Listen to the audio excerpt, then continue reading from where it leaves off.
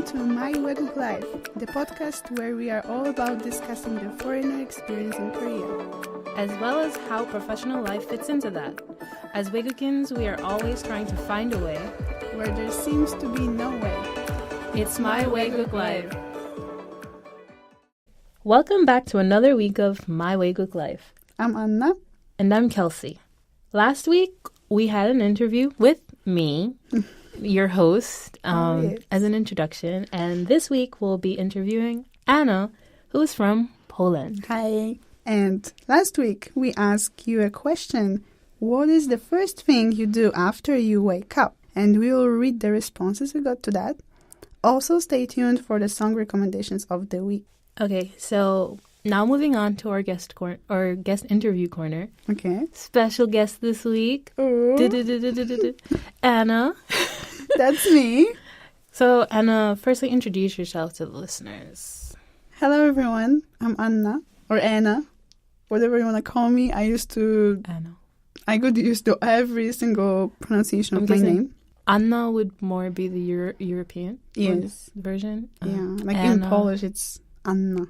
Anna would be the American version, I guess. What did I say? Anna.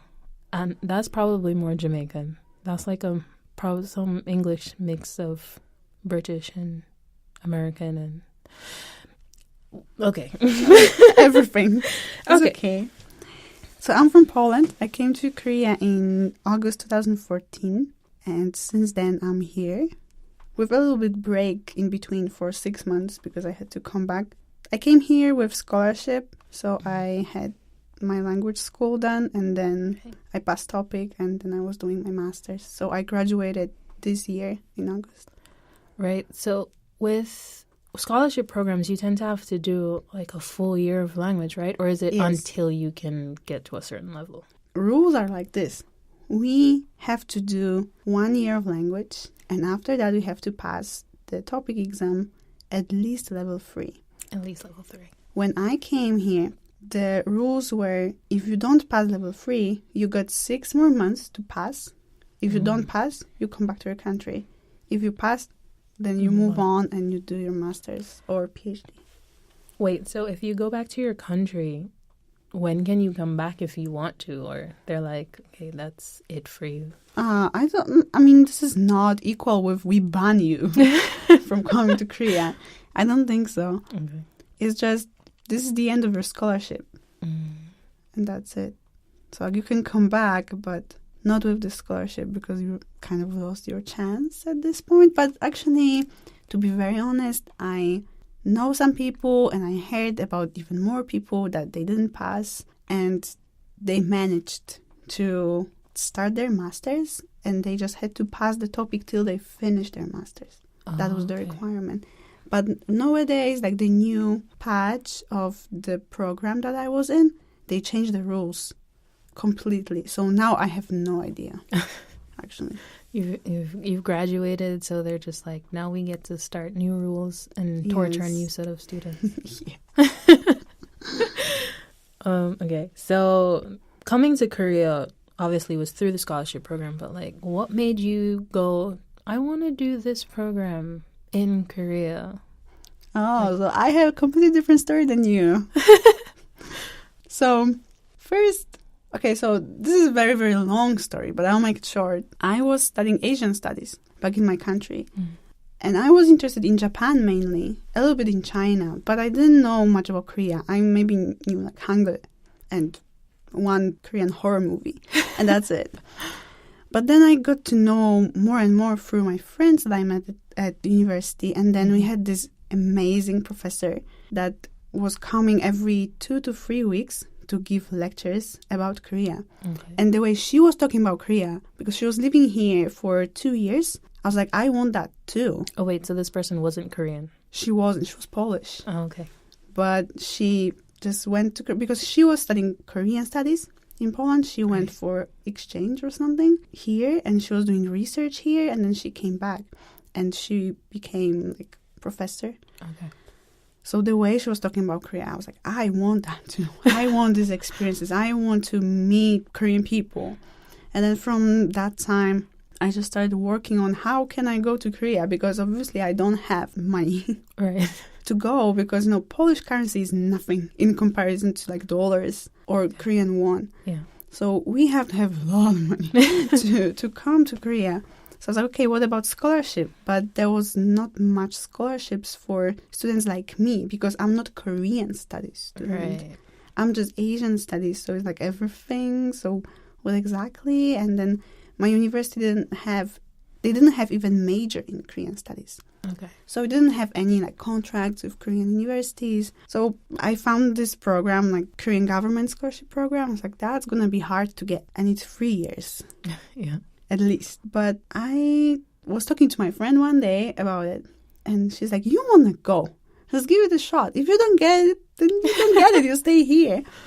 So I made a plan, what I want to do if I get it and what if I don't get it. But then I get it. And I'm here since then. That's a very short version of this story.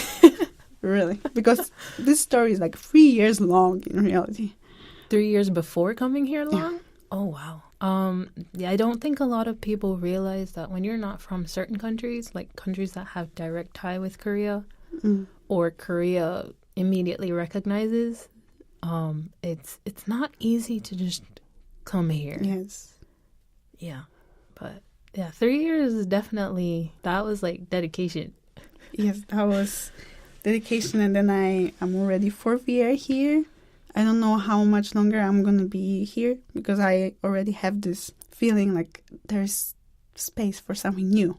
Oh. And I'm craving for something else. Yeah. But we'll see. Okay, so coming to Korea, what is the number one thing you'd like people to know about Poland here? Because I'm guessing Korean people aren't like, yeah, Poland, I know everything about it. Yeah, like the first thing that people associate with my country is either Chopin, Lewandowski, Wałęsa, or sometimes drinking culture. But this is really rarely. Or they know that there are some similarities between Polish history and Korean history. Mm-hmm. I want them to know, which might be a little bit silly because it's so simple, but I think what I want them to know about Poland is 2 things: chocolate and bread. There are 2 things I want to share with all people around the world, not only Koreans, but really, like, we have the best chocolate and the best bread, period. Yeah, that's probably definitely something the world, because I will admit, I didn't know that Poland did chocolate. Okay, I knew about the bread, but not chocolate. Yes. We have so many our chocolate factories. Really? Yes. I think on the world market, I know about Switzerland. I recently learned about New Zealand. I didn't know Poland made chocolate, though. Actually, you can buy Polish chocolate now in Korea. I saw in GS25. Really? Yeah. You know when it's gotten to the Pyeongjeongs that you've made it. Yeah.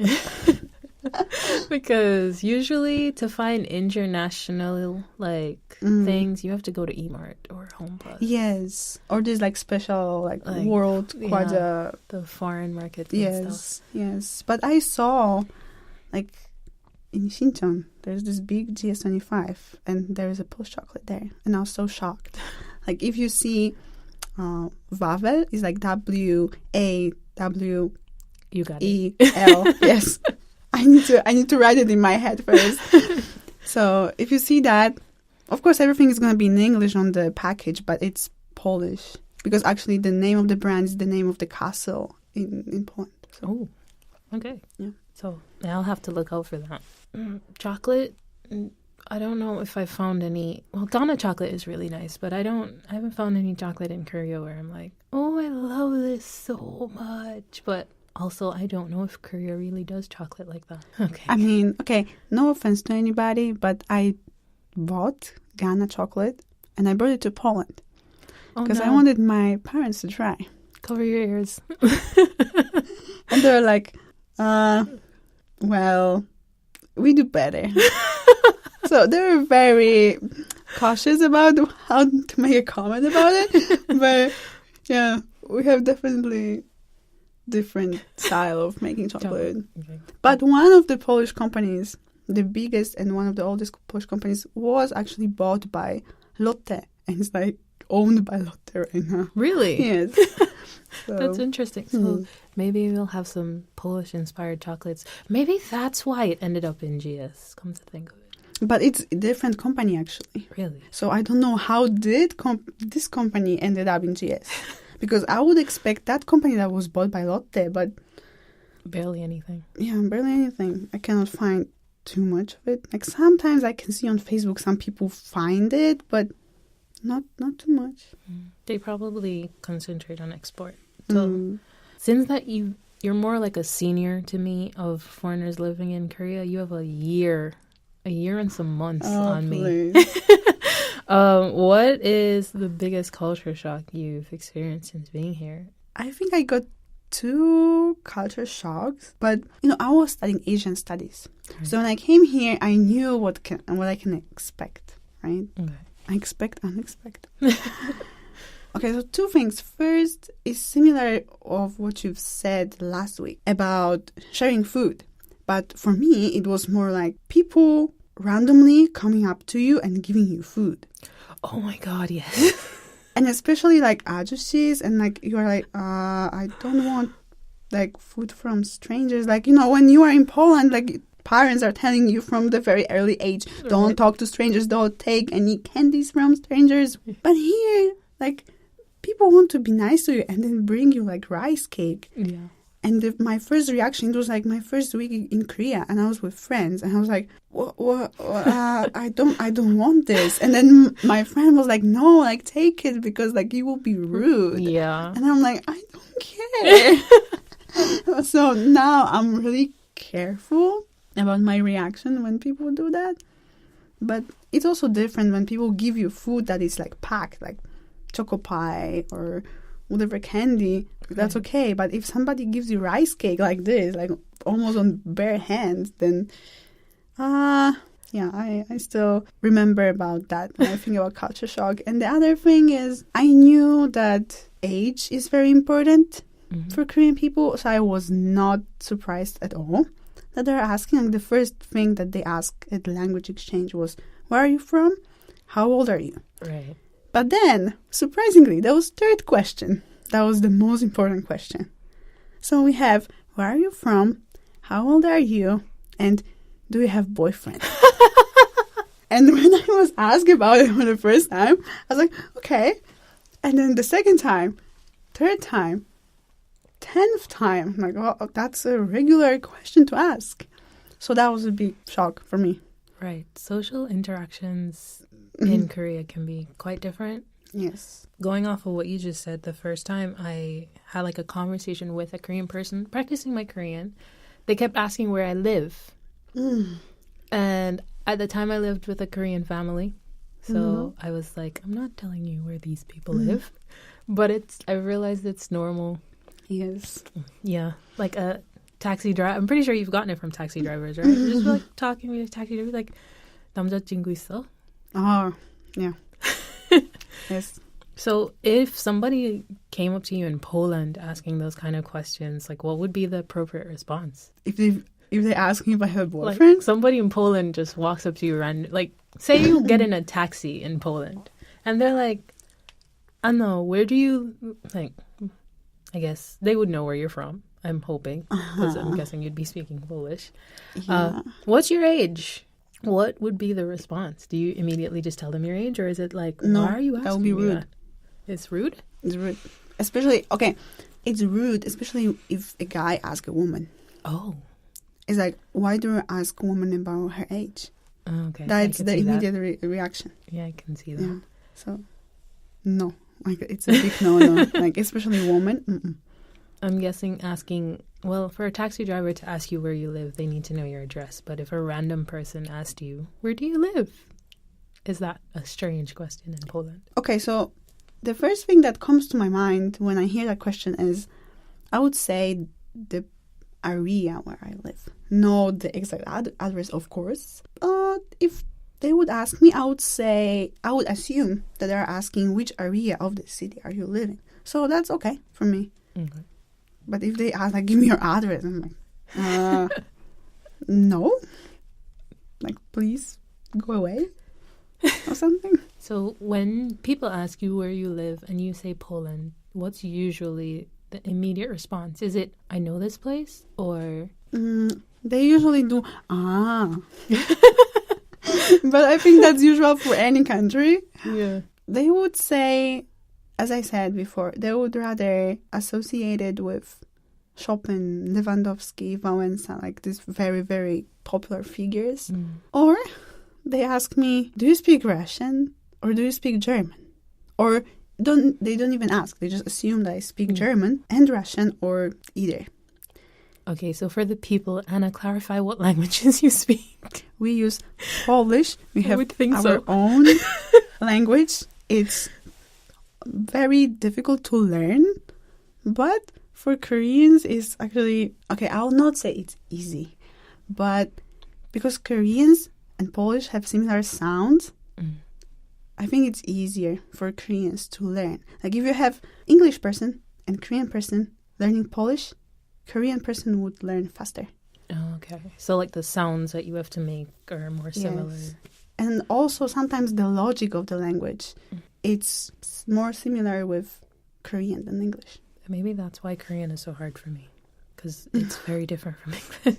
For me, it's hard too. Like there are some similarities and I'm like, oh, that's cool. But then there are things that I just cannot embrace at the first try. So my last question for you, Anna, is, before we go to the speed round, that is, seeing that you've been here so long, like what is a place you've been to in Korea that reminds you the most of home? Oh, wow. Wait, first of all, have you traveled much in Korea? Yeah, I traveled, not like a lot, but I traveled to a few places. Okay, so I'll change it then to have any of them reminded you of anywhere from home. Like you go there and you go, this reminds me of this place or this food. I think food is not the case because I really miss Polish food. So you cannot even make proper substitute of Polish food in Korea. Like I try and sometimes it's okay, but not as much as in Poland. When it comes to the place, I would say when I went to Soraksan. Like when we were climbing, we went there with our scholarship. And when I was climbing, I was like, wow, I miss hiking in Poland because I really love hiking. And I used to go more hiking than go to the sea in Poland. So when I was walking there, I was like, oh, I wish I could go now somewhere in Poland and do the same thing. It's still hiking like in Korea, but you just miss something there. Okay, so now we're going to close the interview with the fire round. Just like last week, we'll list 3 categories, and you have to say the first thing that pops up into your head. Okay. Okay, so on a similar note, first thing is food. Bigos. So you have to explain to us. First of all, you have to give us the proper pronunciation because I'm about to mess this up. Bigos? Okay. Great. And yeah. What's in bigos? Because it's like everything you can imagine. It's kind of stew. You base it on sauerkraut. It's German word, even in English, but you have our own Polish word for that. So I'm sorry for my German pronunciation. And then you put meat, mushrooms. Some people put like dried plums inside. Some people even add a little bit of tomato paste. And you just cook it all for like 1.5 hours. And you eat it. Like every big party in Poland always have bigos. It's always there. Wedding reception. Any like Christmas Eve, Easter. Every party like that, or when you have a big party for your birthday or name day, always bigos. Always bigos. It sounds like something I want to try. Yes, I really want to cook it here. I have a plan to cook it for Christmas, but I need to find ingredients. Yeah. Okay, so second thing is first Polish movie that comes to your mind. The first movie that came to my mind, actually, I have never seen. Really? Yeah. I don't know why it came to my mind suddenly. It's in English, it's called Dogs. Dogs? Yeah. It's about police and mafia or something. I don't know. I have never watched it. So actually, if any Polish person is listening and I'm just making a new movie right now, I'm sorry. But I think it's because this movie is starring one very famous actor. Like now he kind of stepped down from acting, so he's not out there too much anymore. His name is Bogusław Linda. I think just because of him, this movie was a very, very big thing in Poland. Yeah. Okay, so lastly is number one place to visit. Kraków. Like this is just a city. Okay, I don't have a specific place, but I lived there. I was studying there for 4 years, and I just love this city, and I miss it so much. And if I go to Poland, if I come back ever, I want to live there. Nice. Is it like the building infrastructure is pretty, or is it just like the nature of the place is pretty? Actually, when it comes to nature, it's very polluted. It's like the most polluted city in Poland right now because it's situated in the valley. Oh. So all the pollution is going down there. So it's a big problem right now. So it's more the vibe of the city. But Kraków was for a long time the capital of Poland. So you can imagine that all the kings were investing about their surroundings. Right. So the architecture, just the vibe of the city, there's the oldest university in Poland is there. So a lot of students are going to study there. And you have like both old and the new in there. Cool. Because some people, when they think about Poland, Warsaw. But Warsaw doesn't have that vibe. Because Warsaw was destroyed after the war. Right. So they have to build it up again. It doesn't have as much like deep history. Yeah. Okay. Well, that will end our interview for this second week. Thank you, Anna. Thank you, Kelsey. On to our second segment, the question of the week. To answer the question of the week or make suggestions for this segment, send us an email to libridgeglobal@gmail.com. Last week, we asked, what is the first thing you do after you wake up? Kelsey, what are you doing? So recently, I've been trying to eat breakfast when I wake up in the mornings. Okay. But more often than not, I turn my alarm off and then I take another 9-minute nap because that's how long the snooze lasts on an Apple iPhone. 9 minutes? Why not 10? I don't know why they did that. I think you can reset it, but I've never... I've been too lazy to even try, but the default time on an Apple phone is a 9-minute snooze. That's interesting. What about you, Anna? What do you do first thing in the morning? What do? I turn off my alarm, but I treat it as a part of my sleep still. So I turn off my alarm, then I sit in my bed in the darkness, and I tell myself, it's going to be a good day. It really is going to be a good day. Affirmations are good first thing in the morning. Yes. Sometimes I pray, or sometimes I just sit and sigh deeply. Because sometimes I just have a feeling that something is going to happen and I don't know what it is, but I'm not going to like it probably. That sounds like a Monday to Friday type of morning. Yes, especially Monday. Oh, yes. Okay, so we're going to move on to reading some responses that we've gotten from our listeners and friends and family. Okay. So for the first response, it comes from Swiss Emerald. She says, other than the wash your face and brush your teeth aspect of life, I do yoga in the mornings. Because your body is kind of stiff, I also have to do a little cardio to warm my body up. So I may jump rope or do jumping jacks or dance around, but yoga is my morning starter. I wish I was that great to get up and do yoga in the morning. I used to wake up and do some kind of exercise, but because I live in Goshiwon, it's very hard to exercise in this space. You can barely yawn sometimes in some Goshiwons. Yes. So I gave up on that, unfortunately, but I hope I'll get a place soon and I'll be able to exercise finally. I hope so for you too, because it really is sometimes annoying when you're like, 1 step, oh, I'm at the wall. Yes. 2 steps, I'm at my door. Not even 1 step. Not even. Yeah. Okay, now our next response is from Janice. She said, I take a deep breath to make sure I got all parts, open my eyes, look through my window and think about life, and then wonder if I really need to go to work today. And then check my phone and then pray.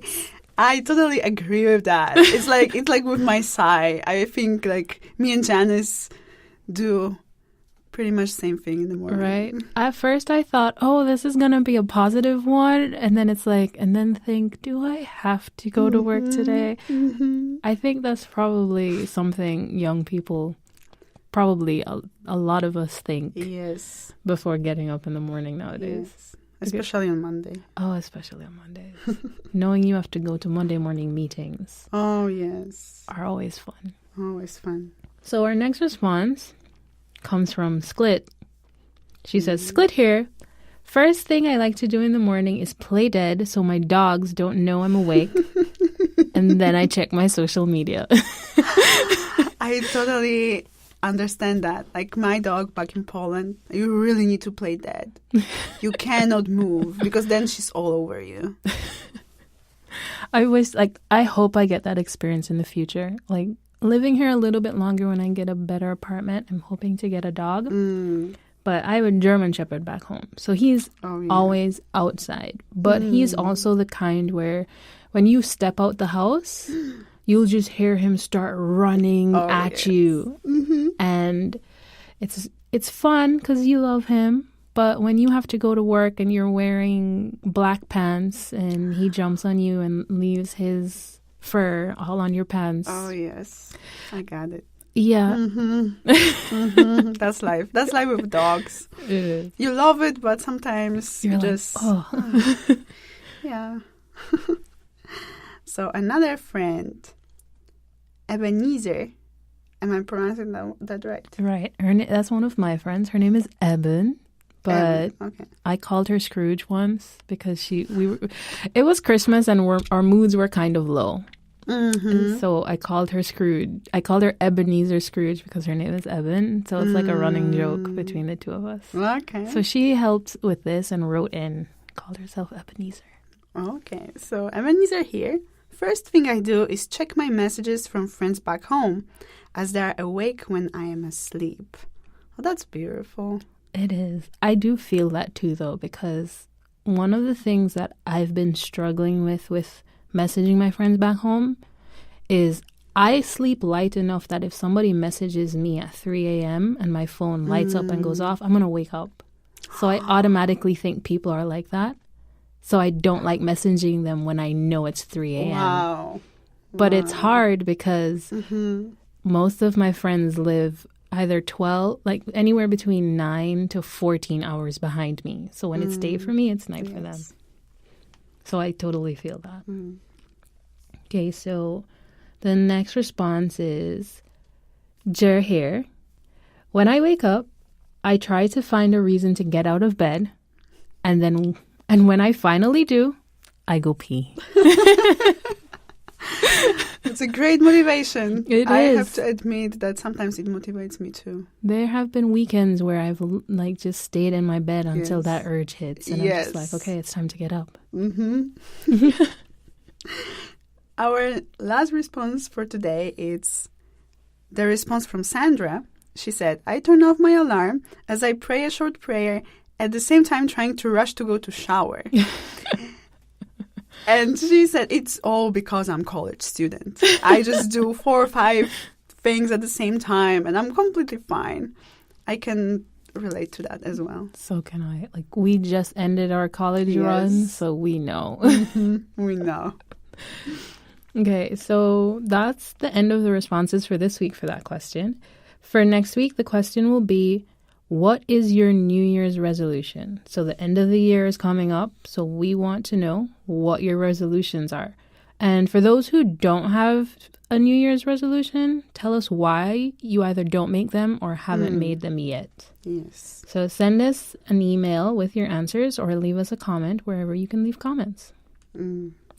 I also need to think about that. So do I. I have a couple things, but I don't want it to be the stereotypical, like, lose weight, eat better. It's like, I want, like, to make some actual goals for the year. Exactly. Okay, now it's time to close out with the recommended song of the week. Remember, if you would like to send in a recommendation, send us an email at thebridgeglobal@gmail.com or drop us a comment wherever comments can be made. So, Anna, what is your song of the week this week? This week, as I promised last week, among the songs that I will be recommending probably here, it will be mostly musicals. Mm-hmm. So, yesterday, actually, it just came to my mind suddenly. Yes, the Chicago musical. And, I have never seen that musical, actually. I've never seen the musical. I don't know the story exactly, but I know one song, which is Cell Block Tango. And I just love that song. It is an amazing song. And I got to know about this because we have this group of talented musicians in Poland that are doing covers. Like, they started doing covers of Disney songs first, but they're also doing musicals. And they're doing an amazing job. And that's where, and they're translating everything into Polish. Really? Yes. So they're translating and then they're singing. So when I saw this clip and I listened to the song, I was like, that's cool. I mean, I will not tell you guys what it is about. I think most of you will know. If not, just check it out on YouTube or wherever. Even if it's not super positive or not super sad, it's a very specific song because it's a musical song. But it just gives you this kind of energy get through the difficult situations. I co-sign that recommendation. I love Cell Block Tango. It's actually what I watched Chicago a million times, the TV series, and I've watched a recording of some of the Broadway scenes. I haven't seen it on Broadway or anything, but I love Chicago. Love it. And Cell Block Tango is one of my favorite performances, so I do co-sign that recommendation. Okay, so for my song of the week, it's High Hopes by Panic at the Disco. This song has my heart this week. I've been feeling it. The chorus says, I have to have high hopes for a living. Shooting for the stars when I couldn't make a killing. Didn't have a dime, but I always had a vision. Always had high hopes. And I'm living in a place where I have to have high hopes right now. Always. I'm aiming for some things, have exams I have to sit, doing some part-time work where I'm just hoping it will get a little bit better. Yes. So that's how I'm feeling this week. It's also a very upbeat song, so it's not a sad, oh my God, I've had to go through all this struggle. It's more I've gone through all this struggle. I had a moment where I was down, but I'm getting there. So or I've gotten there. So I high hopes. Wow, I just feel like listening to it right away. I just want to go home and listen to it. Thank you, Kelsey. Thank you for your recommendation too, Anna. Thanks for joining us this week. And if you're listening on YouTube or SoundCloud, leave us a comment, even if it's just to say hi. And if you would like to be a part of our podcast as a guest, or if you have any suggestions about what you would like to hear, send us an email at thebridgeglobal@gmail.com. Bye!